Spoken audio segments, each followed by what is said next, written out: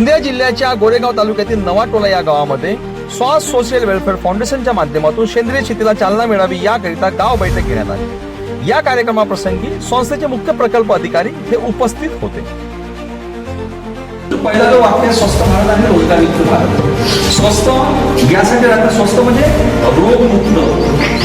रोगमुक्त एक काळ असा होता, आम्ही जंगलातच रोगमुक्त जंगलातल्या वस्तू घ्यायचो, नैसर्गिक पद्धतीने शेती करायचो। पण आता सुद्धा शेती करण्यासाठी नैसर्गिक आहे कशी करतात, नक्की लोक जे बिमार होत चाललेले आहेत। गावामध्ये बीपी शुगरचे प्रॉब्लेम आलेले आहेत, बऱ्यापैकी गावामध्ये कॅन्सरचे रोग आपल्याला दिसतात। तुमच्या गावामध्ये असतील एक तो पेशंट किंवा नसेल तुमच्या गावाच्या आजूबाजूला असतील, कारण दर दुसऱ्या दिवशी कोण ना कोण आपल्याला गोष्ट आढळतात। या सगळ्या गोष्टींसाठी आपल्याला एकमेव कारण आहे की आपण रासायनिककडे चाललेलो आहे, पुन्हा आता वापस आपल्याला नैसर्गिककडे यावं, आणि यासाठी स्वास सोशल वेलफेअर फाउंडेशन स्वास सोशल वेलफेअर फाउंडेशनच्या माध्यमातून गावागावांमध्ये स्वास लोक भागीदारी ग्राम विकास मिशनची सुरुवात करण्यात आली आणि या मिशनच्या माध्यमातून गावांमध्ये गावस्तरीय लोक सहभागी समितीची स्थापना करण्यात येत आहे।